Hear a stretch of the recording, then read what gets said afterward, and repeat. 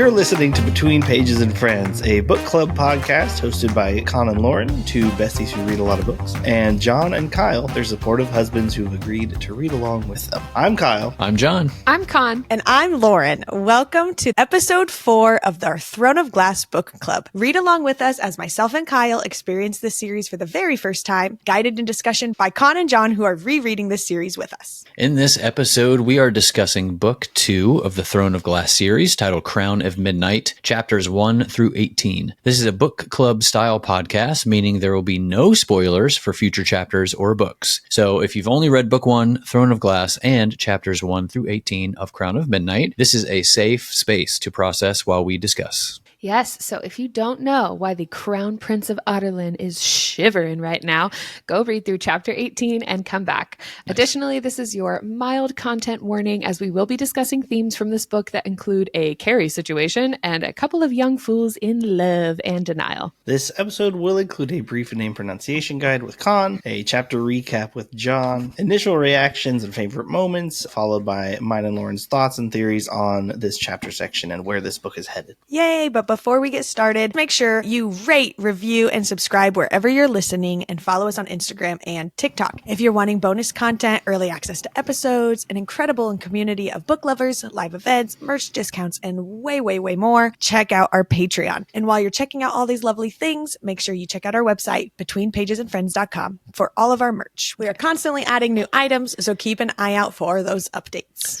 Speaking of merch, we love seeing the messages that you guys write to us on our website at checkout. Here's actually a recent one from Sophia, who ordered some stickers and a Team Cassian wine glass. She wrote, "I'm so excited to get these. Hope you continue to grow and keep enjoying what makes you happy," with some love heart faces, smiley faces. Sophia, thank you so much for supporting this dream and helping us grow. These messages truly are so encouraging to us and really do mean the world. So let's jump into the pronunciation guide. We said this pronunciation guide would be brief. This is actually one of the longest ones we've had so far. Not brief. Not brief at all. Not brief at all. New book, lots of new names. So let's get into it for Crown of Midnight, chapters 1 through 18. Shout out to Elizabeth Evans for her incredible audiobook narration, which is what we are basing these pronunciations off of, to the best of our ability. So right in chapter 1, we get our first new place, which is Belhaven, which is where Celaena was sent to kill Lord Neral. Archer Finn, which is who Celaena is being sent to kill now. Mia, where Celaena was sent on her first mission from the king to kill Sir Carlin. The Avery River. Wendlin, which is described as the faraway land across the sea. Lord Roland Havilyard of Mia. Lady Balanchine, who was briefly mentioned while Celaena was tracking Archer. Sam Cortland. Sam has been mentioned a few times, but I think this is the first time we see his last name. Rourke Farron, the crime lord who killed Sam and captured Celaena. Wesley, who is Erben Hammel's personal guard. He's the one who killed Rourke Farron. I also put a note that Wesley has an easy name and he's also dead. I have a bunch of those notes later with anyone who died in these chapters. There's so many. If you have an easy name, you're gone. That's how these are working so far. Then we hear about Lithian, who was Chaol's ex, who got caught in bed with Roland, which is part of the reason that Chaol is not a fan. Drama. King Brannon, who was Elena's father and the first king of Terrasen. Lena, which is Archer's nickname for Celaena. Minister Mullison, who is the councilman responsible for dealing with Caliculla's labor camp. He was brought up a few times. Clarice was the madam of the brothel that Archer Finn works for. Aelin Galathinius is described as the lost heir of Terrasen. Lysandra was mentioned as a courtesan with whom Celaena has a long, violent history. Davis, easy name, also dead. I have that note there. Gloriella is the mild poison that causes hours of paralysis. And then Rena Goldsmith was the singer who performed in the Great Hall. And the names that she mentioned in her last words were Kayleen, Liessa, John, and Estral. And then there was a few from book 1 that were mentioned again. These are Wordmarks, the Ridderak, Fleetfoot, which is Celaena's puppy, Caliculla, the labor camp. Eelway is where Nehemia is from. Elentia is the name that Nehemia gave to Celaena. Damaris, the sword of the long-dead King Gavin. Aniel, where Chaol is from. And Holland, Dorian's brat brother. And then finally, the only word I will be intentionally pronouncing differently from the audiobooks is wyvern. How do they pronounce it? In the audiobooks, she says wyvern, and it kind of drives me crazy. Don't like Hard it. stop. Hard stop. I don't Thanks, like Kyle. it. So Yep. she says wyvern. I know that that's how she says it in the audiobook. I say wyvern. I think all of us are probably going to say Wyvern. wyvern if it comes up. And But she does that for all the books? Like, I assuming this word comes up again? yeah, it's already been mentioned a few times just in passing, like in the first 2 books. So I just had to make a note of it. But everything else is great. So there's the not brief pronunciation guide. So, just real quickly, with our 4 names, who of us would survive? Well, John's already dead. I'm out. I'm done. I'm dead in Yeah. the first book, first paragraph. Maybe Connor, because that's a boy name, but you're a girl. I know, but the Connors in books always die. Oh, that's true. Lauren's always like a side character no one cares about. She gets mentioned once and then she's gone. And Kyle's always like the sassy best friend. Cal. First of all, I only know that like in my own family, there is debate on if Kyle is 1 or 2 syllables. That's the only complication I've ever had with Kyle. If you're from the north, it's Kyle. And if you're from the south, it's Kyle. Kyle. Super fun. There was a girl named Kyle who messaged us the other day. I saw that. Yeah, and she said she was so excited that my name is Connor because her name is Kyle. And I was like, that's amazing. We got another cow. You guys are best friends now. Yeah. Shout There out you to go. Kyle. And all Kyles everywhere. But she said her brother's name is Connor. Hi, Kyle, if you're listening. Hi, Kyle. Hi, Connor. We're all Anyway, dead. all right. Where we landed on that. Yeah, we're all dead. Yep. All right, let's keep it rolling with the big old chapter recap from Jon. Yes, your favorite JON here. Okay, folks, here we go with our first section of Crown of Midnight. We pick up with Selena in the middle of an assassination mission for the king. She returns with the guy's head, signet ring, and his wife's hand as proof of death. Her and Kale, quote unquote, debrief. Seems like there may be a relationship forming here. Well, we'll see. We find out that she's actually been lying about the assassinations and that she's not actually killing them. Crazy. The next name that she receives from the king is a guy that she knows from her assassin days named Archer Finn. Selena tells Nehemia about her next mission. Kale's still having a tough time with killing Cain. He kind of confides in Selena about that. We meet Dorian's cousin Roland, who the king surprisingly just appointed on his council.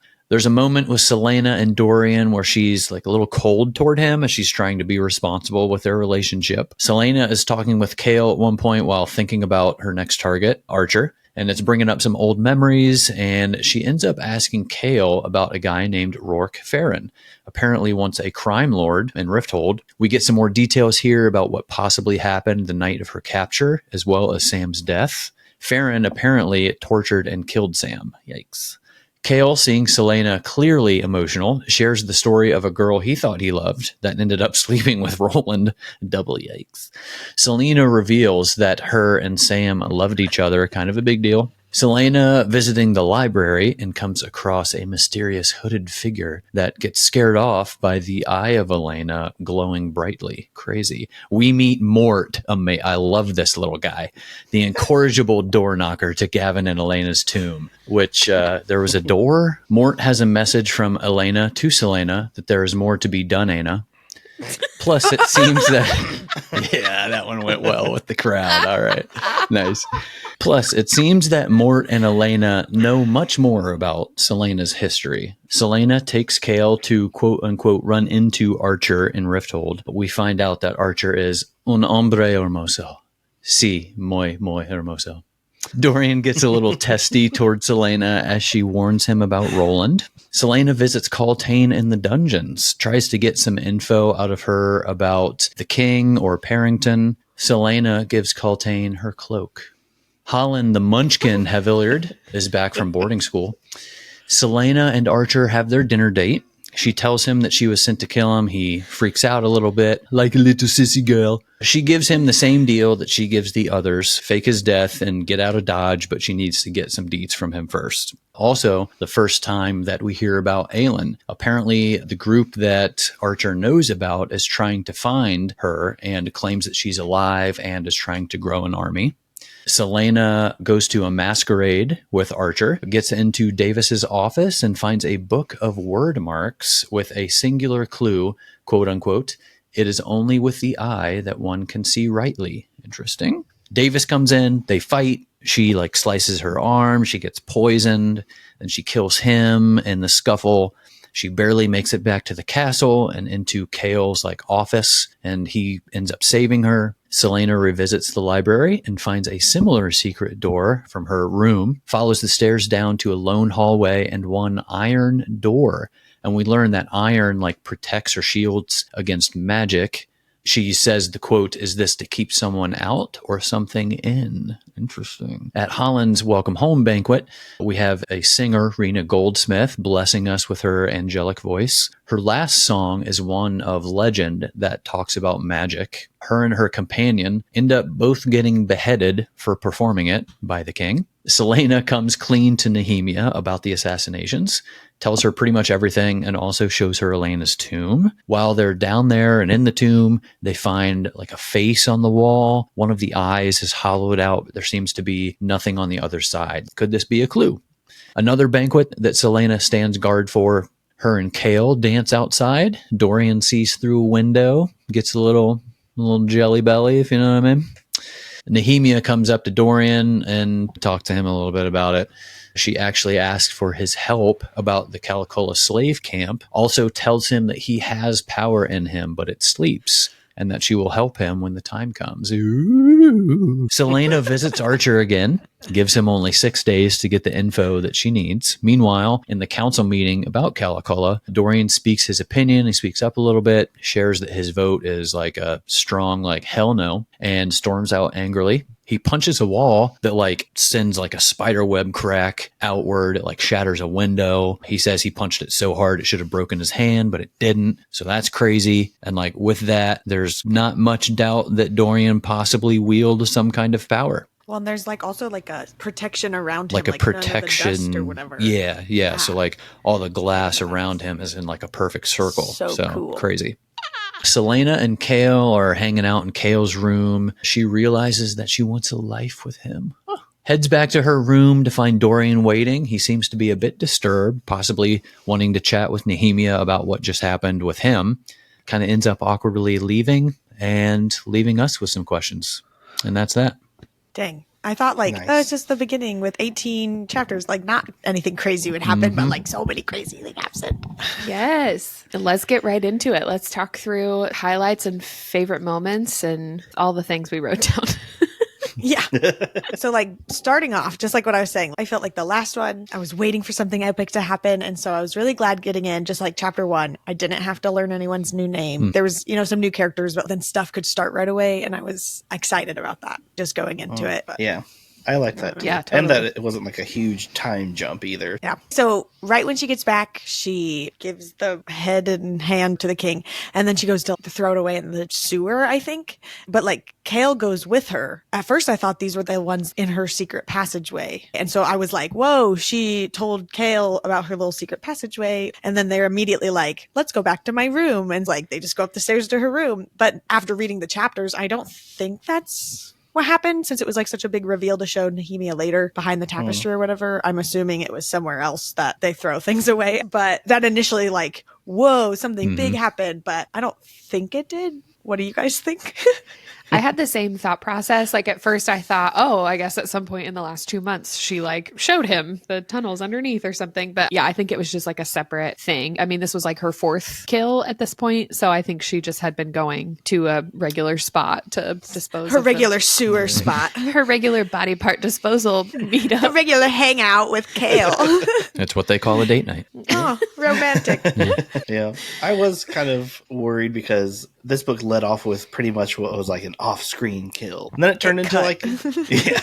But it turned into a on-screen describing her being get out of here, guy, or I'll kill you. A little bit of mercy there, which made me doubt the legitimacy of all assassin claims. And I was well, who's to say other people didn't fake their deaths and tell everybody oh yeah, this lady's a good killer, but 5 stars. 5 stars would get killed again. We do know that she has at least killed 23 people or 24 people when she was in Andovier, which I mean, maybe a little bit different. But at that point, she had already gone through like 8 years of training or something under Arabin and the Assassin's That's true. Keep. That'd be harder to fake. I forgot about that. Yeah.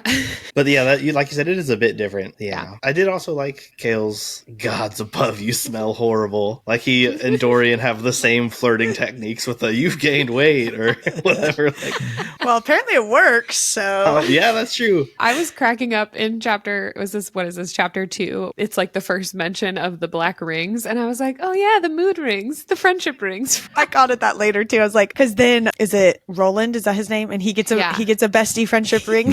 He's in the bestie friendship. Welcome to the club. They're all up late at night in the king's throne room, kicking feet and talking about like, who do you want to kill next? Oh my god, Twirling their rings around. They'll have black silk pajamas. right? Sipping hot cocoa together. The giggle. This is canon for me now. I'm obsessed with this. We gotta go to sleep. No, you hang up first. Duke, you're so bad. Duke. Oh man, That's good. Okay, and then I just love the banter, and I always highlight it. So I was cracking up when Kale was like, I'd like to debrief you. And Selena raises an eyebrow and says, aren't you at least going to take me to dinner first? Just love her. I love them. They're so cute. I know. Okay, so chapter 3, I think it was in her dream, and I quoted, he whispered her name, ... her true name. And then I was like, what is her name? And also, why does she already have like 3 names already? And we're getting another one. And then Archer gives her like a new nickname one. I mean, it's just like a shortening of her name. Yeah. We'll just add to the list. I have theories on this, but I'm going to save it for later about like what her name is and all the things. So there's that. Also, okay, so the last book, they were giving her a dog. Dorian gave her a dog for Yule Miss, and they were joking about calling the name Goldie. And so in my head this whole time, I've been picturing this dog as my dog, Goldie, who is a Jack Russell Terrier. She's got to be 10 pounds or less. She's real small, cute, got big ears. She's the best. And then instead they quote, Dorian had never said what breed exactly he suspected her mother to have mated with. Given Fleetfoot's size, it could have been a wolfhound or an actual wolf. And I was like, oh, I am really wrong about what this dog looks like. Because like earlier in the chapter too, she was like cuddling with it in bed. She's like wrapping her whole arms around it. And so I'm just picturing like when Goldie lays with me and I just like kind of tuck my whole little body around her. But no, she's like bear hugging this dog. So yeah, that changes a lot for me and how I view this dog. But yeah, I thought too, because like I thought it was a lap dog that she was cuddling with in bed, but now I'm like, oh, it's wolf size and could potentially actually be involved with a fight later, because that's a dog that will try to protect you. Well, and it's not even like fully grown yet. Mm-hmm. It's like big for its size, but it's still a puppy. Chunky paws. It's just a big puppy. Yeah, it's sort of in that same scene with her and Nehemia talking. They are still withholding little bits of information from each other, and I just keep waiting for them to trust each other with the information they have. They do seem to just hold back, which I hate to see in a friendship. I have notes on that later too. I do too. Good. It kind of comes up later, so. Yeah, it definitely does. I had a quick note in this chapter that there were word marks described as glowing green word marks. And I was like, oh, another one for the evil green Disney magic theory. That was such an off-the-cuff joke that I have noticed since. I was like, I was right. Like, it is the evil green Disney magic. It really is. I love it. I just had a quick comment on the dream when it said like each step felt like she was wading through mud. And I was like, oh man, that's so relatable. If you've ever had a real dream and you felt like you're running and you feel like you're super slow, it's just like, oh man, it's just like a little detail that she put in there that's like very relatable. It's the same thing as like if you get into a fight in your dream and you punch someone and it feels like a full force swing and it hits them like a wet piece of paper. And you're like, what is going on with my strength? Yep. I got that too. I was like, or if you're like John, you have a dream that you're punching somebody, but you accidentally actually punch your wife. Did he really? I need to hear this story. Right in the kidney. Oh my god! I mean, the kidney. I socked her right in the back, man. In the dream, I was fighting with my brother, which is so random. So it was like a full swing sleep punch, or just like a jab while he was. It was a hard punch. It was a jab, but like I got her pretty good. Wow. That's Did you have pretty a good. bruise? No, but we both forgot. Like as soon as he did it, it woke me up and he was like, immediately he was like, oh my God, I'm so sorry. I'm so sorry. And then we both like forgot about it because we went back to sleep. It was like in the middle of the night. And then the next day, like 12 hours later, we were in the car in the middle of a conversation. And I was like, wait, did you punch me last night? Anyway, it's just funny because John is like a very still and quiet sleeper. Like he like never moves or like makes any noise in his sleep at this one time. That's amazing. Anyway, I'm sorry, Con. Glad you're okay. thank you. The next thing I had for chapter 4 is totally back on my nerd grind. But I Ooh, he's was gone reading off about this. Yeah, I was reading the book and I literally was like sitting across the room from Laura and I was like, oh my God, are you serious? And she's like, don't tell me. I was like, okay, it has nothing to do with the story. But later on, I was like, she had a clock on her table. And I was like, they have a clock tower, obviously, but that's like weights and pulleys mostly. But to have a clock on a table, they need springs. Do they have like printing presses, fireworks? That's 16th or 17th century. I had a picture in my mind of how everything looked, and now I'm like, well, the castle probably has different masonry styles than I was thinking.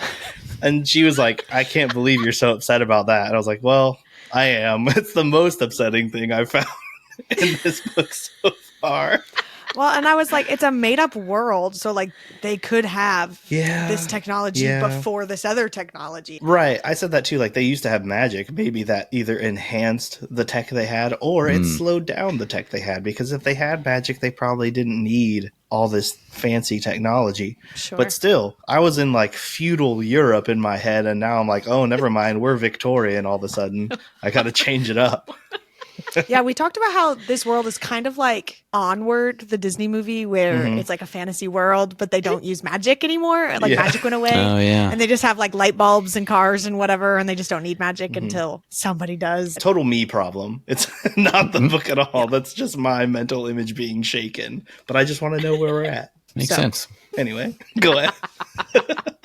I was just getting emotional in this chapter over the part where Selena and Kale are talking about like how he's still struggling with killing Cain. And she says, you will never forget killing Cain, but I will never forget what you did to save me either. And I was like, Yeah.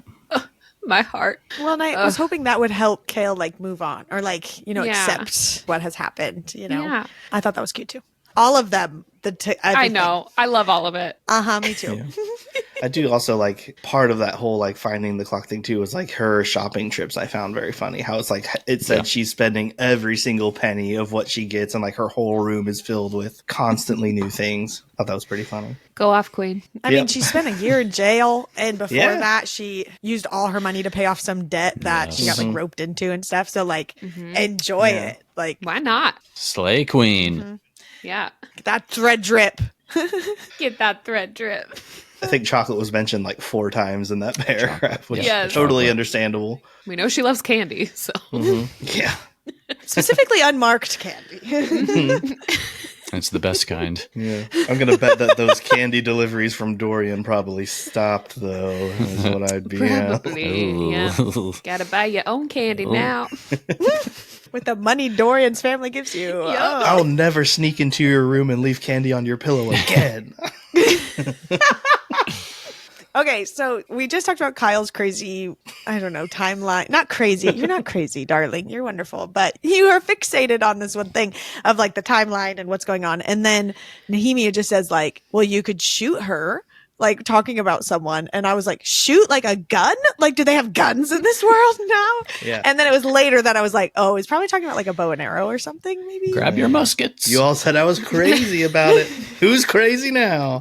It's ambiguous. They're going to say, well, I'll just call him up. And you'll be like, what? Yeah. What do you mean call him up?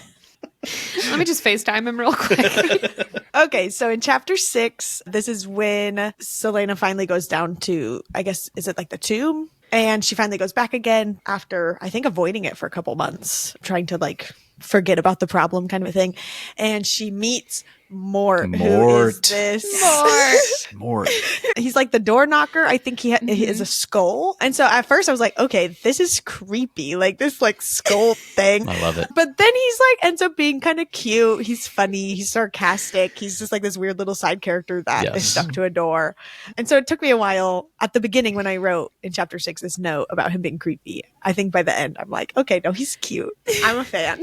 The voice that Elizabeth Evans gives to Mort, Oh, like God, in the it's so audiobook funny. narration, is so good. Her little voice for him is so funny, and it just kind of adds to his character. Anyway, when I was reading this part, I like made a note because I was like, I don't remember if this was just like some conveniently created character who just happens to pop up in book 2, because she goes down to the tomb several times in the first book, but obviously he doesn't like speak to her or anything. So I was like, why is he just like randomly popping up now? But in Throne of Glass, like in the first book, in chapter 25, the very first time she goes down to the tomb, it says she stood before an old wooden door, a bronze knocker in the form of a skull hung in its center. It seemed to be smiling.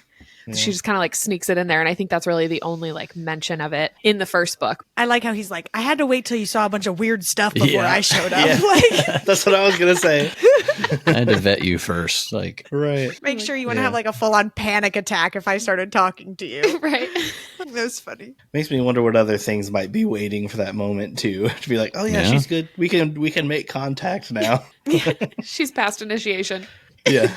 Mort says she's cool, guys. When we meet Archer in the next segment, I pretty much instantly decided I didn't like him. Didn't need another Dorian type character outside the castle for other characters to fawn over. but then they also introduce Roland, who apparently is kind of in that same boat. Roland does seem like sort of the same, but maybe a bit more aggressive on his end, where Yeah. Dorian sort of passively accepts that ladies fawn over him, but Roland is like he tries to get them to come into him as well. Also, every time Roland's name is mentioned, I just keep thinking about the episode of How I Met Your Mother where the barista at the coffee shop calls Barney Swarley, and they make fun of him the whole episode for his name and keep calling him Swarley. And then at the very end, they introduce her to Robin and she calls her Roland. Oh, yeah. She's like, it's nice to meet you, Roland.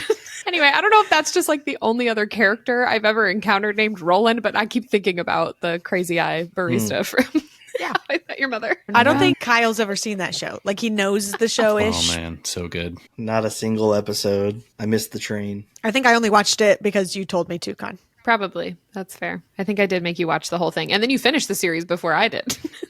Yeah, that's probably true. That was a whole long tangent. But anyway, also in chapter 7, I just had this note because Selena like must discover where the king's power comes from and what he plans to do before it's too late. And Selena goes on this whole monologue where she's like, it's already too late. Like, where was Elena 10 years ago? Like, where was she with all of her ridiculous quests when the world truly needed them? And like all this stuff. And she goes on this like whole tangent. And she's like, the world is already in ruin and I won't be set on some fool's errand. And I'm like, okay, Selena asking the real questions. She won't leave her alone. And we're like, dude, where were you 10 years ago when the magic disappeared or whatever? Anyway. And I guess I got the history wrong in one of our earlier episodes, because in this book it sort of clarified it for me that magic left before the king outlawed it. Before his official outlawing was made was when magic left, which I find even more interesting than him outlawing it first, because what was the actual reason it left? I thought it would be like because he outlawed it and people were dying. And so magic was like, I'll just get out of here before you all die or something. Yeah. And maybe he was targeting magical things without outlawing it. And maybe that's the reason they left. But that stuck with me because I was like, whoa, another timeline thing I have to worry about. More information. Okay, so chapter 8, this is when Selena goes and visits Caltaine down in the prison. And I was really sad for Caltaine. I think this is the first time I've had like true... Because at the end of the last one where Parrington tricks her and she's like getting sent off to prison and she's still like yelling and screaming. And It's hard to feel bad for her still. Yeah. Yeah, because she had just done that to Selena, but like now it's 2 months later and you get this whole description of her down there in the prison and it is really sad. But the first time that she looks up, it says, Caltaine lifted her head, her black eyes gleaming in recognition. And I was just like, her full eyes are just black. I don't know what the color of her eyes were before that, but I would assume that's something to do with the rings that the guys wear. And then I was just literally almost cried when she was like, because Parrington comes and visits and the guard looks away. As much as I would say, I hope that, that sounds bad, but I hope that he's like only practicing his evil magic on her and not doing anything weird or creepy, but I don't have faith that he's not being weird or creepy. So it makes me sad. Makes me really sad for her. Is the dark magic not weird or creepy? I mean, it is, but not in a way that I can like sympathize with on it. Like, it's not something that happens in our real world for me to understand. Yeah. I'll admit, like I felt pretty dumb at first because I read her black eyes and I kind of moved on until it mentioned the Duke, because I was thinking black eyes, like she got punched in the eye, and then I went back oh no, it means like black eyes. Gotcha. I mean, it could be both. It could be both. Porque no los dos. It's not funny, but it's funny. I just noted that in this chapter, like Dorian was sort of moping around, so I just wrote that the moping switched from Kale in the first book to Dorian in this book. Now that Dorian's not getting the attention, and that they're just a couple of dummies, and I thought, is this how annoying it is to have guy friends who like want more out of a relationship as a girl? Like, is that what it feels like? I don't know. You tell me, girls. She's everything. He's just Ken. Oh, got him. That was amazing. That's what I kept thinking about. I was like, I'm just Kale.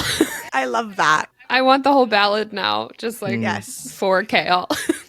I'm just Kale. And Dorian, they're the two Kens. Yes, the two Kens. Somebody please make that and animate it or something and send it to us. Please send it to us. Fan art. I need something. Ryan Reynolds. Get on it. Okay, so in chapter 9, this is my big theory. I said it in the last book that I know there are names, other characters that exist in this book series because I see like their names listed in random TikToks. And so whenever they're talking about this new person, this lost princess, I guess, from Terracin, I was like, oh, that's her. That's it. That's canon in my head. I have no idea if that's true, but that's my thought, because at the end of the last book too, Elena was talking about some sort of bloodline tie between them, and Elena is from Terracin, like that's where she's from. And then there's some lost princess that also seems very fantasy to me, that there's some lost princess somewhere needing to be found. Like that's just feels like a trope. And so here it is that Selena is Aelin. That's my guess. That's the theory. Ooh. The internet can laugh at me because I may be wrong, but that's my guess. So I love it. I'm putting it here in episode 1 of Crown of Midnight, because when in 7 books from now, if I'm right, I can laugh about it. There you go. 7 books is how long it's going to take. And there's a footnote at the end. Oh, by the way. P.S. Lauren was right. Anyways, so good. Yeah, but I think her parents are the ones that, like, they died when the king was taking over Terracin. And like that's this whole drama of her parents dying and why she doesn't want anyone to know her name. Like that whole thing. It feels like it all fits together. So she said that wasn't she found after that at like age 14 or 8? 8. It's either 8 or 14. 8. Which is 10 years ago. Right? And that's when magic, boom. That's when magic went away. That's when all the things happened. Because isn't she 18? Oh yeah, that's true. Yeah, she's 19 18 now, I think. Yeah. I thought she turned 18 in the first book. But she's around there, which would have been around the time that her parents died. Yeah. So that magic went away and like all that stuff. Something major's going on there. All right. Anyways. What would we call that? Princess Watch? Lost Princess Watch. 2024. Oh my gosh. Well, now I put this in chapter 9, but now I'm not sure if this was chapter 9 or not. But when Selena's talking to Kaltain says this thing at the end of their conversation where she says, they encourage the crows to fly past here, and my headaches are worse every day, worse and worse, and full of all of those flapping wings. Selena was like, oh, she's crazy. But I feel like sometimes in books where like people say something like that and they just brush it off, I'm like, wait, but what does that mean? Like, I don't know what that even would mean. My guess was like when Cain was doing all his evil whatever. Yeah, there was all these creatures, but then Elena was also there with like the wind and all the, you know, so like maybe she's like coming out of her opioid, like she's in withdrawals or something. Yeah. And so maybe like she's seeing something. That was my guess, is like somehow she's like half in one world, half in the other or something like that, which is making her crazy. Yeah. She's in the upside down. Yeah. No, I thought the same thing. I thought they were the wings of those little shadow beings that she could hear or something like that. All right. Neat. Who knows? Yep. 10. Chapter 10. The only note I had was just a stupid thing. when Selena put on her kids' gloves, I know that it meant like baby goat gloves, but I can't help but picture her like, because she was dressed up in like her saucy red dress, expensive, like probably new fur-lined coat.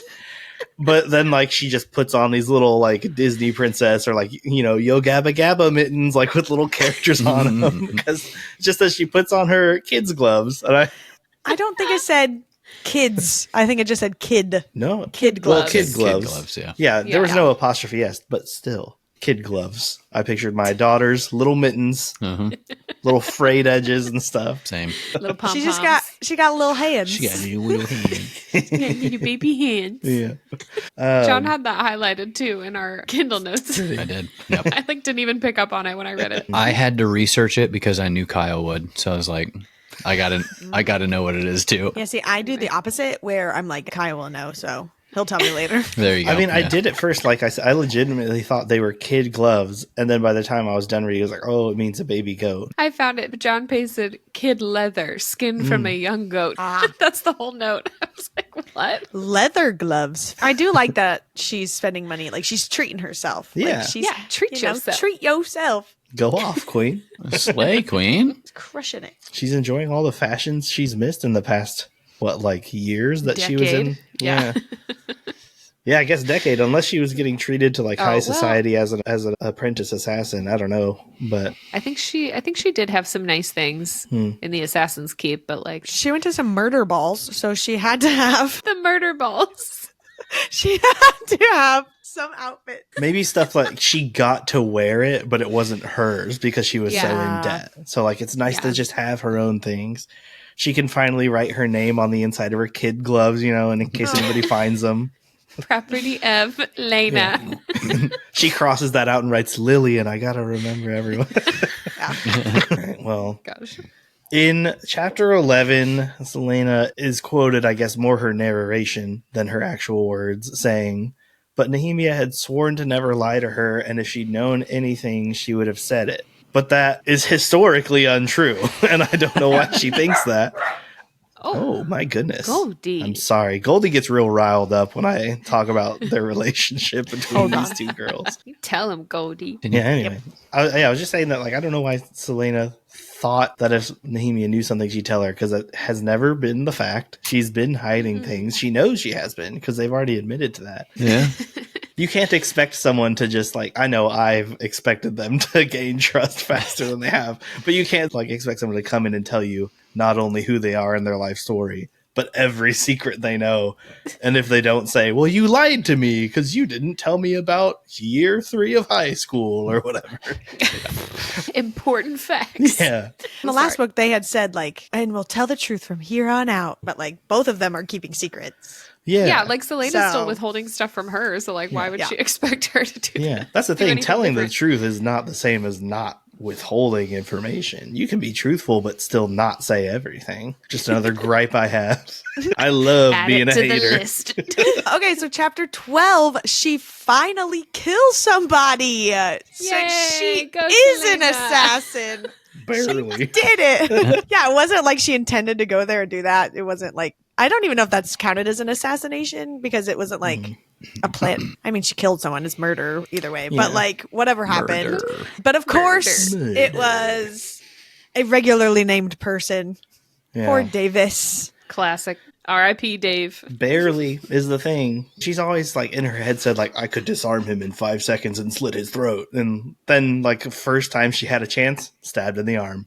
Way to go. She did say he was strong, short but strong. It's true. Davis is the first short king Short that king. we've come across, you know? Yeah. It's just funny because Kyle thought Duke Parrington. He was imagining Duke of Yeah. Wesselton Yeah. from Frozen. Not so much. Yeah. Yeah. And so it's like everybody who's actually like some huge, tall, whatever. Kyle's imagining some short little dude. Like, Not and then Davis. there's Davis. But Grave, Selena calls him a little man. I don't know if he actually was little, but I thought it was more just like a dig at him. I see what you did there. Yeah. Grave dig. Yeah. Thanks for describing that for us all, John. You're welcome. That's what I'm here for. Oh my gosh. I'm sure there's someone out there who is like, oh, yeah. after subscribe. Dig brains. Got it. These guys are funny. Listen to 4 whole episodes and I'm finally catching on. I need to mention, without any prompting, this is the first time we hear of Lysandra. That's all. Okay. I don't remember if that is, but okay, sure. Well, she wasn't actually there. Yeah, she wasn't actually there. The one that Selena had like basically sworn to kill if she ever saw her again. Yeah. High school drama. Yeah. Yeah. So Year 3. Yeah. It was like a list of people that she was trying to avoid at the party, I think, right? yeah. Yeah. Yeah. So Okay, so chapter 13. This is like OMG, it's happening moment. But it said she had hardly known where she was going while the Gloriella tore through her, which was the poison that she got from Davis's dagger. All she'd known was that she had to get somewhere safe, and somehow she wound up exactly where she knew she'd be the safest. And she showed up at Kale's office, I'm guessing, or maybe it was his room. But either way, it was so precious and so cute. And I was swooning. I was having a whole moment. So sweet. I was going to say, because we mentioned Davis died and he had a normal name. And another sort of normal name is Archer. It's become more normal lately. I do think he will die because of his name, but also because of the plot. That's it. I think, like, because he's been given this certain amount of time to get things done, I picture it sort of being like a poetically sad death where he's like just gotten his stuff wrapped up. He's going to get out without having to die, and then he's going to die, either because he was found out or Selena's forced to do it herself for whatever reason. But either way, I'm betting he dies. Oh, yeah. And he makes that comment to Selena, too, where he's like, just a few more weeks, right? Right. Yeah, And that's right, what kind of tipped me off to it, where he was like, well, that's a really hopeful thing to say for someone who doesn't plan on dying soon. I also could see him like betraying her in some way. Like, I don't know how he could get away with it, but like telling her secret just so that he could survive longer in the position that he is in, or, you know, like stay around or something like that. But I don't think he's just going to run off into the wherever like the other people that she saved did. But I thought that for a moment, too, because of how much time had passed since they had seen each other and how instantly they decided to trust each other again. They didn't like do any vetting. Like, a lot has changed in that time, but both of them were just so willing to be like, oh, yeah, I remember you. I fully trust you. And I feel like for a proclaimed great assassin, that's not a smart move to make for people who are high movers in the city. His life could have changed, especially if he is suspected to be a part of some rebellious group. I feel like she definitely had several moments just in the beginning of this book where she just seemed like her age. Like, she seemed young and like she was making a lot of judgments just from like a really naive mindset and like just kind of missing stuff. Archer says like later that he immediately recognized Kale. Like, he wasn't fooled by that and he knew who that was. So I wouldn't say that he was like fully trusting her, but she was, I mean, giving him a lot of information that could have gotten her killed. The fact that he didn't mention it in the moment, though, does show like he is playing some cards close to his chest. Like, he took note of the fact of who she was with and stuff like that. So yeah. There's a like little mini in-between part where you just get like something happening with Dorian on the side. And it was like, okay, that's super weird and random. But I wrote the quote, as he turned, he could have sworn he saw a glimpse of a faint ring of frost around where his body had been laying on the couch. But when he looked back to see it more fully, there was nothing. And it was like he was having a dream and everything was cold and frozen. And there was some sort of frost. I wrote at first, like, is he being haunted? Like, is there like a ghost? Because there was like this like creepy black figure in the library earlier or something, you know, because I just felt like horror movie 101. Oh, it's cold. You can see your breath, which they described all these things. Later in chapter 18, he was cold again, like waiting for Selena to get back to her room or whatever. And it was also cold. So I thought maybe it has to do with his power coming alive or whatever was happening with that. I have absolutely no idea. This is one where I have no theories. I'm just going to wait and see what happens. But it felt worth mentioning, like something weird is going on with Dorian. Well, and like I think it was in chapter 18, when he's like in the council meeting, he keeps getting really mad. Like, he's getting really upset. And it says like an icy rage. Yeah. I think that was how they described this kind of emotion too. I said he was like hulking out. Like, he couldn't control his anger and then he like just punched the wall. He was hulking out. That's funny. Yep. Okay, so in chapter 15, this was like my first like jaw-dropping, holy cow, chapter of this entire book. like this entire series, I guess, because we've read 2 now. First of all, when Raina Goldsmith was singing, I loved the descriptions of it. It almost felt like, at first I was going to say, like, it almost felt like she had magic over the room because everyone was so entranced with her. And even Dorian, I think, said, like, it almost felt like magic, but he wouldn't say that word or something like that. And then the whole moment with Selena and Kale over there looking at each other, and of course poor Dorian on the side seeing it and stuff like that. It was so sweet and so cute. And then it just turns out of nowhere, and it's just like, wait, what am I reading right now? And I could not believe what happened to Raina. There's like so many things to unpack in this little moment, but like her whole little speech at the end when she was dying and she just started listing all the people.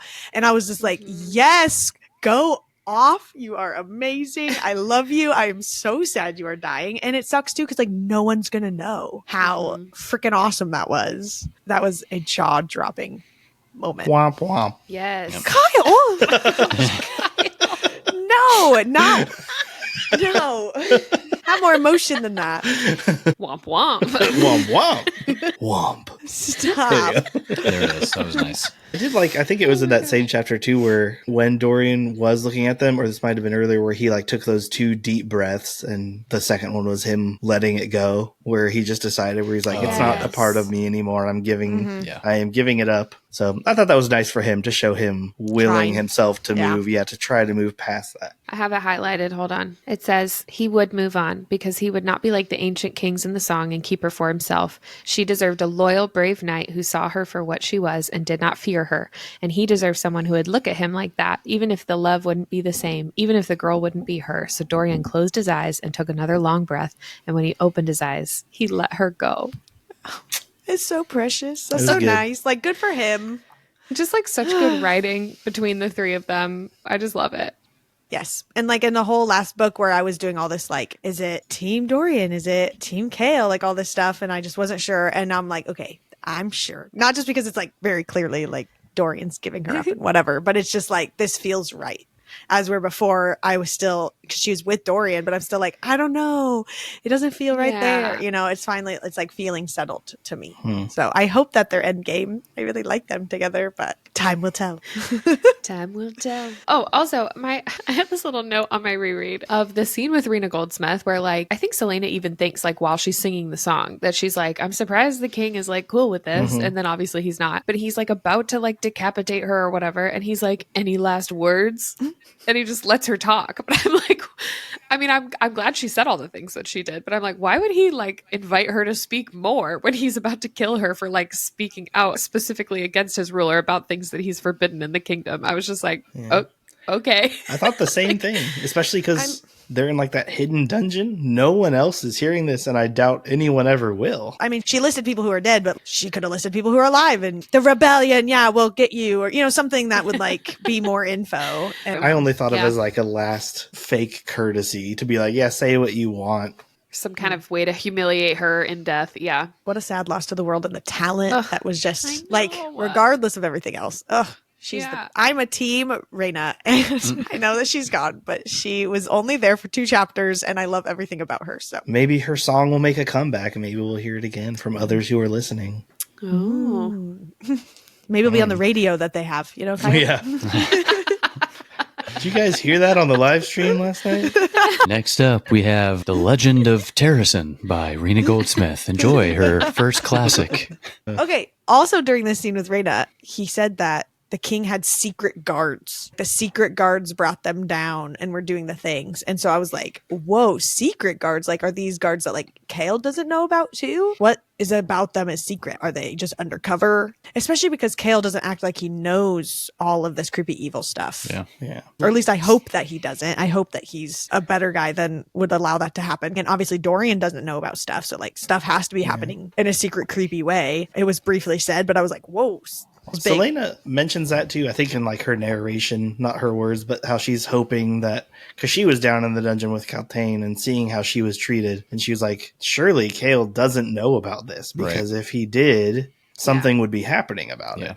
So it'd be Well, and interesting Kale, to see. he like went and handled it, because his hands are all bloodied up. But like that doesn't mean it fixed the problem. Was what I had thought too. But Either there are guards that are like playing both sides, who are like guards that Kale may know, but he doesn't know that they do this with the king. Or there's just completely different set of guards, perhaps in other secret parts of the castle that the king draws from. Mm-hmm. Yeah, I mean, Kale's like the captain of the royal guard, but it sounds like he is responsible for the castle, not necessarily like he doesn't go with the king. He doesn't like travel with the king when the king leaves. And apparently those people keep dying. Yeah, right. Yeah, I was gonna say he came back with none of them. Either that, or he left them to kill other people. Yeah. Yeah, maybe it is just like a separate group or something. I don't know. maybe they're still alive, but they come back as different names and different citizens, and they're the secret guard. That's the secret one. The secret is that it's the same person. It's the same guards. But no one knows. They wear a fake mustache or something. They're like doing that thing where they are acting like someone else on the circle, and they're just sending messages as that. They're person. catfishing. Yeah, they're catfishing guards. Oh my gosh. Okay, so in chapter 16, this is when Nehemia and Selena are talking in her room, and she finally shows her like the secret passageway behind the what's that Tapestry. giant thing called? Thank you, tapestry. That giant thing behind the tapestry. I thought it was interesting that Nehemia was like, "Oh, is that Elena? Like she's in her room every single day." But you've never looked at the tapestry of this giant person there. I thought that was funny. I'm really glad she finally told Nehemia. I wish she just had like a friend, almost like a partner in the whole thing, like a little duo to like solve the mysteries or whatever. But I did appreciate that they went down there and did the whole thing. When they got back up, she was telling Nehemia about the riddle that she found in Davis's book of word marks or whatever. I just thought it was weird how quickly Nehemia was like, no, that's not it. No, that's not it either. Like, no, it's going to be this. Yeah. It felt almost like Nehemia was trying to like get her off the trail. Selena was close or something, and Nehemia was like trying to guide her the wrong way. Maybe I was just reading that wrong. I just felt like everything Selena was saying, which did feel very obvious in some of it, like, oh, of course it's the eye that's on her necklace, or of course it's, like whatever.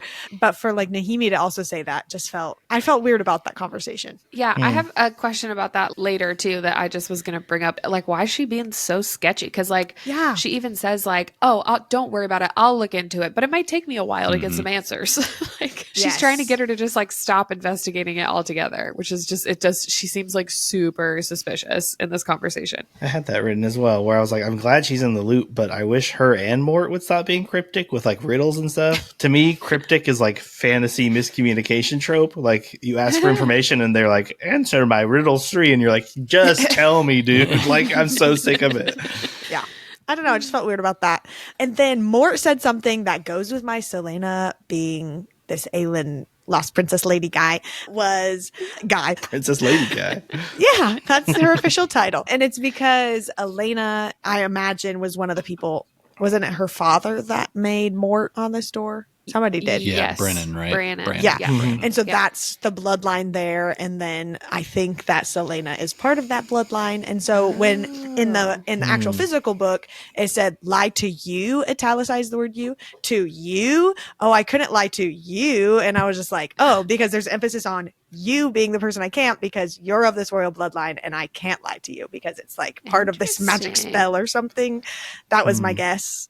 But I can't tell you the truth either, because your question was stupid, was basically how that really went. He does call her out on that, where he's like, you gotta ask the right things. And then she like says something. He's like, no, I'm not gonna tell you what to ask. So that's his cryptic thing. I'm not a fan of. Right. But it did feel like there was something specific there, or it wouldn't be italicized. Like, I could lie to Nehemia. She's standing right there, but I can't lie to you, like. Interesting. I don't That know. did not even cross my mind. Yeah. It is also weird because you mentioned like it's odd that Nehemia did not find the door behind the tapestry, because she was like literally under her bed writing word marks at one. Like what Yeah, obviously moving furniture. what part of her room has she not explored at this point? But Which maybe she had. Maybe that's why she was like trying to pull maybe. Selena off the trail, because she technically already knew something down there. I don't know. and I doubt Mort would just tell her like, yeah, she's been down here before. Like he doesn't. If he's already being withholding in some things, why not another? You mentioned the riddle too. This is another sort of nerdy thing, but due to the interaction with the riddle in that scene, when it was found, it was it is only with the eye that one can see rightly, I thought was interesting because it's almost like word for word a line from a different poem called The Little Prince, but I is heart in that poem. And I only like vaguely remember it. I didn't have time to look it up. It is only with the heart that one can see rightly. Yeah, is what the original one was. I couldn't look it up, but I vaguely remember the story. It's not just like a page-long poem, but it has something to do with like the themes of appreciating yourself and the world you live in more due to your responsibility to others. So it'd be interesting if that theme also comes through in this book. If she is truly borrowing from that, it may just be coincidence, but I feel like a one-word difference is a little too much of a coincidence. But I also thought with the word rightly that it was going to be the right eyeball. I honestly thought so too. Very literal. Yeah. Here's your eyes, but only the right one. I just Googled this and it says, it is only with the heart that one can see rightly. What is essential is invisible to the eye. That's the rest of the line. That's like the rest of the quote. Nice. Yeah. Yeah, and they can't see anything in the little hole. Right. Ooh. Okay, but the whole time I was like, why wouldn't you try to put the amulet in the eye? Yeah, let's just try it. I thought that like too. immediately. Yeah. I'm like, why wouldn't you at least just try it's it. right there. I also thought because it was it's like an actual hole or whatever, I thought maybe the sword fits in it or something that's like left in the room. You know, I don't know. Look into the eye and see if it like reveals something outside of the castle wall. Well, that's what they tried to do. Yeah, they did that. Oh, okay. I must have just misremembered it then. I'll be right back. I gotta go reread the book. Yeah, you can do your homework next time. Actually, they did look into the eye. Also, if you were listening to John's descriptions at the beginning or his chapter recap, Really? Yeah. you missed it twice. Well, I'm fired. Anyway. Okay. Hold on, real quick. This was also part of Nehemia and Selena's conversation, where Nehemia like sits her down and is trying to have this whole like intervention about how she's upset that Selena's killing people, and she says, "With each person you kill, I'm finding fewer and fewer excuses for remaining your friend." And I was like, "Hello, Miss Girl, you befriended an assassin. Like, what did you think she was gonna do?" I also thought it was really dumb that she was like, my parents aren't going to like you. Like, what? You know she's stuck here for 4 more years at least. That's funny. When's she meeting your parents? Because they're not coming to Rifthold. Well, even Selena was like, I didn't realize I needed your parents' approval or something like that. It felt like a weird boyfriend. Why are you holding this over her head all of a sudden? You knew she was an assassin. Like, And you know the whole deal. you were trying to help her become the king's champion. Yeah. You were literally there. This is all quite literally your fault. You saved her life so she could do this. I get it a little bit in the sense that like they've had multiple conversations where Nehemia has basically been like, pick a side. And Selena has literally stayed quiet and not said anything. And Nehemia like walks off. So like, I get she's frustrated at this point, however many conversations in, but I do think taking that tact to get her frustration out feels wrong. Yeah, it was just funny too, because like she's like saying all of this, like it's so serious. This is a deal breaker for their friendship. And then Selena's like, ugh, okay, actually, I haven't killed anyone. And she's like, the king's gonna kill you. What do you mean? Yeah. Like, what do you want from her? Yeah. And then let me tell you all the things. And she's like, no, you're wrong. I'll do it. You're fine.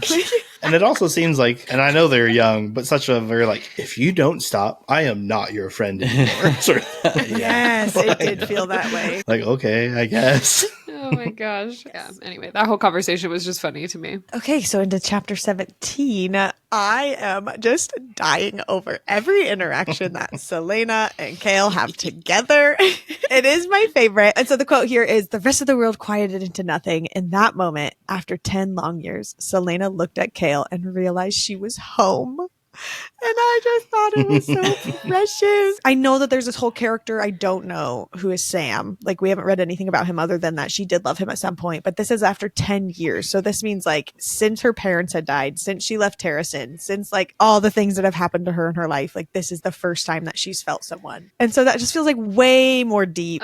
Way more like an adult relationship potentially than whatever she had before. I was swooning hardcore. I'm dying. I love it. Give me more, please. Sign me up. I'm a fan. In my Kindle notes, I typed "so woo," like SUHWOOOOOON. So yeah. I am a fan. I love it. I love it. I love it. I love it. And then like, that's why they're like dancing out there and having this whole little moment. Of course, Kyle ended it like the most awkward thing ever, where he just like, but also stand guard and just walks away. Like, Bye. Classic Kyle. Smooth. But I like that Nahimi is like wing womaning for them as well, like trying to talk to Dorian, like just let them be, you know, they'll never understand how it is because we're royalty and they're not or whatever, even though I think that Selena is, but that's just my theory. And so it's like, you know, they're having their own regular person moment. Well, they won't understand our lives. We won't understand theirs, like that whole thing. But then she starts doing like word marks, you know, like Dorian just says like starts, you know, like drawing lines or something, but like she's totally doing some sort of word marks, because then she brings up this like super deep conversations about all the stuff that's happening in, is it Calcula? Calicula. Yeah. Yes. And so I thought like maybe she's doing like a silent spell, like no one can hear what they're talking about, so that she could have this conversation, because it also talks about how all these ladies are just staring at them because of Dorian. Staring at Dorian, not staring at her. Maybe she was trying to like keep it quiet, but then she turns to Dorian and does like word marks on his chest, and then that like awakens this Hulk inside of him or whatever's happening. You know, like something deep inside of him, something like was starting to awaken. So that was very interesting. Yeah. It said that something deep within him had opened its eye. And it was just lots of eye talk in this book. It's too bad Bill's missing out. He died too early. A lot of juicy eyes in this book. Juicy eyes. Well, maybe that's why there's so many now, because Bill stopped eating them all. They're back in vogue. We have our eyes again. No, I did notice that too, though, with the eye thing. And I thought maybe that would be Dorian's tie to something happening in the tomb. Like maybe Dorian is this missing piece or something. I mean, like, obviously he's royal bloodline of, where are they at? Rifthold? Rifthold, thank you. He's like royal bloodline here, and she's the other one, which are these ancient people. So maybe he's also tied down there somehow. But maybe he's like the eye that's needed. Yeah. Do you think that, because I just had this thought. His right eye specifically. Yeah, to see rightly.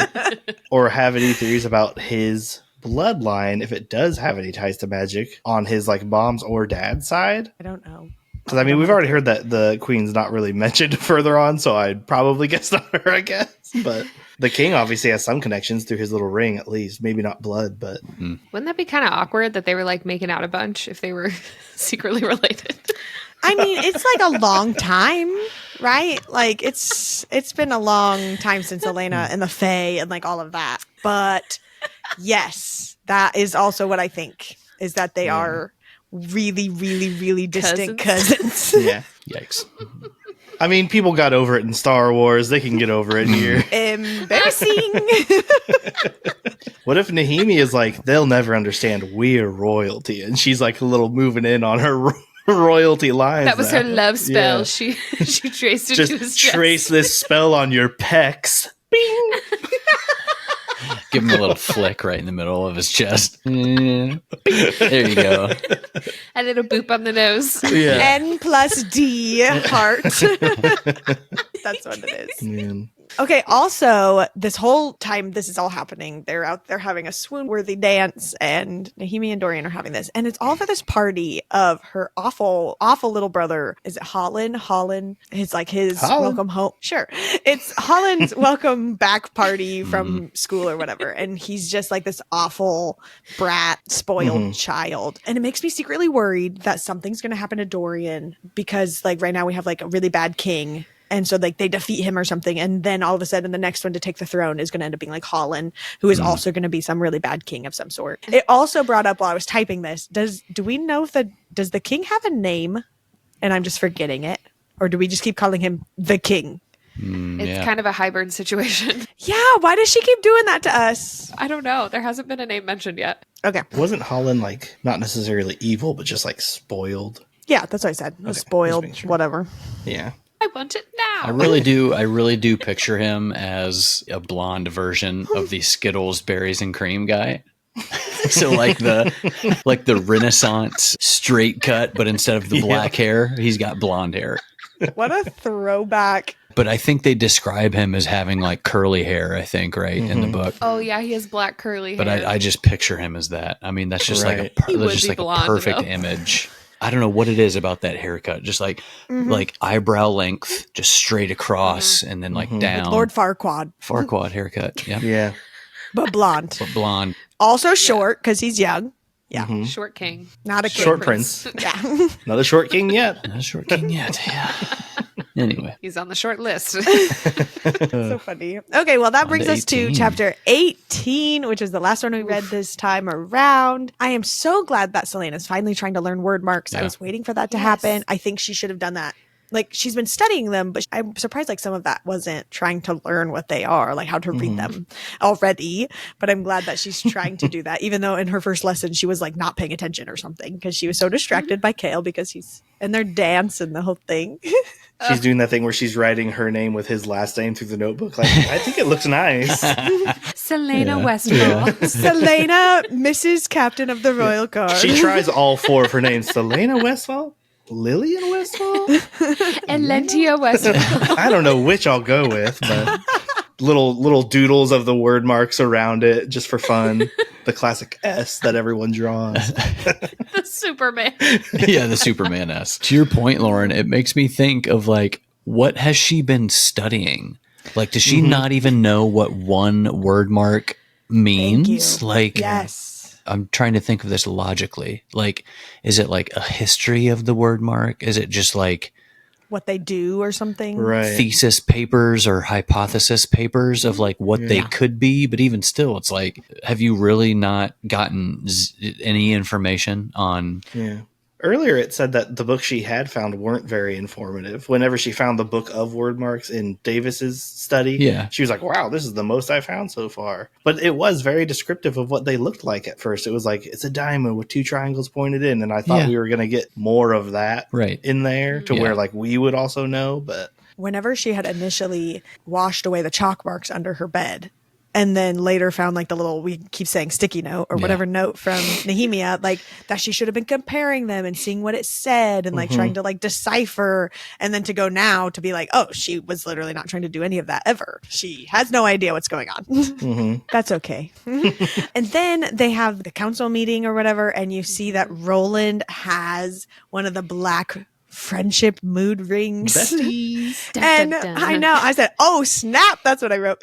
But like Dorian notices finally that Roland has this ring, and so does Parrington, and so does the king. And so it's like he's finally maybe starting to notice some weird connection happening here, which I'm like kind of annoyed that it's taking people this long. Yes, exactly. It's been like 6 months. And it's almost more out of jealousy as why is Roland in this, like what did he do to get there so fast? But it does happen like that, like leads him to this whole anger moment where then he goes into this hallway nobody else is, and he literally like Hulk punches the wall, and what is it, spider Web crack.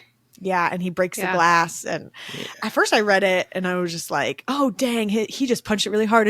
His hand is going to be broken or whatever. But like, he's completely fine. Something happened. And then he started like vomiting because he thinks it's magic, which I also appreciated, like that he had such a visceral reaction to it because it did prove Mort's point. He waited until she had seen just enough weird stuff before he'd started talking to her, because Dorian over here saw one weird thing and he's throwing up all over the place. I was like, oh, that's what Mort meant. Okay, I got it. Weren't for the vomiting, I would have been like, why are you not trying to do it again? Because I feel like if I did that, the first thing I'd be like, let's do it again. And if it happens again, then it's weird. But if not, then it's just a fluke. Well, and he has to know, even if he doesn't know about specifically about Raina Goldsmith or any of those people, like he has to know his father's killing people for magic. Right. And so if it's happening to him, like I can only imagine the fear or the whatever is going through him at potentially that being him now and something to hide. And that's intense. And then it finally ends with Selena saying, and maybe it had taken her this long to realize it, but this man, she wanted that life with him, with her and Kale. And she he's sleeping and she puts her hands through his hair and down his stubbly cheek or whatever it said. And it's just so precious and cute. And I just love them. And I know. And I want them to be together forever. I want them to stop being dumb, but I get that it's a book and they don't just character growth and whatever. But whatever. Womp womp. So I'm excited to see where that goes. And I hope that it's not Yeah. dumb. I hope they're just like the characters that get together and stay together, not like third act breakup kind of drama. Oh, or yeah. Whatever other kind of Yeah. romance tropes that end up. But maybe that's my 100 romance books last year mind that's coming into things. So I think the typical next thing to do is to sleep punch her in the kidney, right? Yes, Is like absolutely. the next step in next the step. relationship. Next step. Yeah. that's how you know if it's true love. That's what really sealed the deal. I mean, he probably has kidney punched her before. They train together every day. Yeah, that's true. So they already probably know that. And if she's the assassin she claims to be, she'd be ready for it. Wakes up, draws a dagger. It's like, what do you think you're doing? Step up, Cal. But for real, not for her, because like they sneak in her room all the time. She wakes up and they're Yeah. there. There's candy on her pillow or whatever else. She's a heavy sleeper. I mean, obviously they're hanging out in each other's rooms all the time. They're very like, not only like verbally flirty, they're very physically flirty. Like how they were joking and like jabbing each other with their elbows, or like she pushes his face away with her foot while they're just like sprawled out on a couch. Well, he was even like holding her hand under the table at the dinner during the song, and I love them. Let's move on to our thoughts and theories. So, guys, after the start of book 2, what are your overall thoughts? I've really struggled with the first book, specifically at the beginning, I guess, just because you're like learning a whole new world. Yeah. And also, I just feel like I talked about this a little bit before with just being on Instagram and TikTok and whatever, and just being so much hype over the series. So it was almost just like, okay, fine, I'll read it. Maybe it was like some of that I had to get past. I was really excited going into this one because like I know the characters, I know what's happening. Like I actually am like excited to know what's going on with them. It wasn't all this preconceived energy and thoughts. It was just the book. This is also the first time I've had like jaw-dropping, like holy crap moments, which was with like the Raina Goldsmith and with Dorian's power stuff. So that was cool. I also love all the swoon-worthy moments with Selena and Kale, and I'm all about that. So I am way more enjoying this book than I was the last one, and I'm much more excited to continue to read this one than I was the last one. So that's where I'm at. Good stuff. Yay. My only thought or theory that I haven't already covered in the individual chapters has to do with the title itself, because Throne of Glass was pretty obvious why it was called that. We were introduced to the Castle of Glass with the throne and all that. But Crown of Midnight I find interesting because I am sort of expecting a crown to be made of the same black stones as the rings are, or maybe a crown made of the darkness that sort of inhabits the shadows or the demons that went through. I'm interested into why Crown of Midnight is the title, and I'm sure we'll come to it soon. But Well, we haven't talked about whatever that creepy ghost thing is at the library, so maybe it's Yeah. something to Yeah. do with some...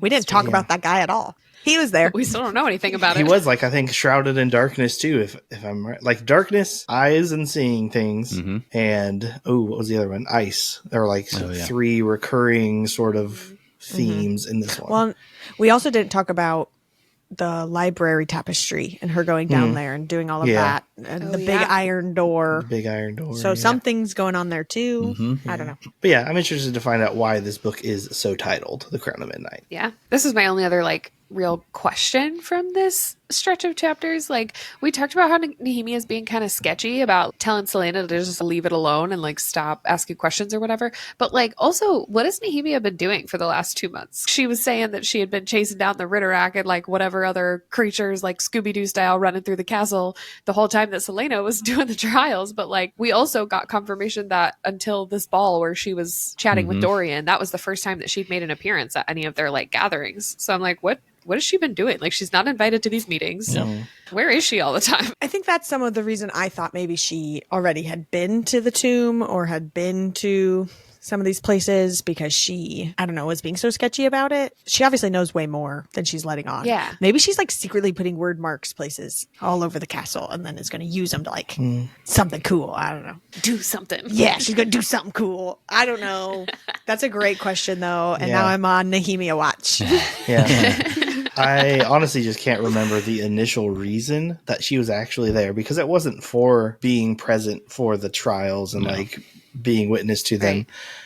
So like, why? She mentions, I think maybe in one of their conversations toward the end of the first book, that she's like basically there to spy on the king and to get more information. But the king's like letting her continue to stay. Yeah, he either invited her or something so that they could try to connect their countries or something. Yeah, I think it was more that like the king wanted her to bring back like their culture Yeah. essentially. Like he kind of wanted them to assimilate, but she's kind of got the opposite goal. Right. And that's kind of Yeah. why I was curious as to why she's still there. Because surely the king would have seen or known by now that it's not working. Or maybe he's just not worried about it, but like... He also knows that Duke Parrington had some sort of scheme about keeping her hostage and using that against the people. And he was like, slow down on that because people are getting skeptical or whatever since Dorian said something. So maybe they do have some plan we just don't know about. Just keeping her close by enough, but not too close or too far away. There also just seems to be a bajillion people in the Queen's court and all this other stuff. And the king also wasn't there for the entire first book to even see her or be aware of her, you know? So... Yeah. And now she's like hiding from him basically for the last 2 months. So out of sight, out of mind. I don't know. Yeah. Yeah, that could be. Lots of questions. Lots of questions. And I feel like, the next chapter section that we're covering is a big one. It's like 20 chapters. So we will maybe get some more answers, maybe leave with more questions at that point. Probably. So in our next episode, we'll still be in Crown of Midnight. We'll be covering chapters 19 to 39. So it'll be 20 chapters. So join us for that on our next episode. Also, while you're here, be sure to rate, review, and subscribe wherever you're listening to this podcast, or if you're watching on YouTube. Follow us on Instagram and TikTok at Between Pages and Friends for all of our updates. Check out our website, betweenpagesandfriends.com, for merch and all of our links and contact info. And then Patreon is where you're going to find everything else, all of these extra perks and bonuses and discounts and community. And we just love our Patreon members so much. Also, our Patreon members get each podcast episode a day early. So if you are loving what you're hearing and you want to get it early or just be involved in the community, please join us on Patreon. Bye. Bye. Smooth as silk. Smooth as cottage cheese. I didn't have anything else to say. Bye. Thanks for listening from Kyle Westfall. Next up, Rena Goldsmith.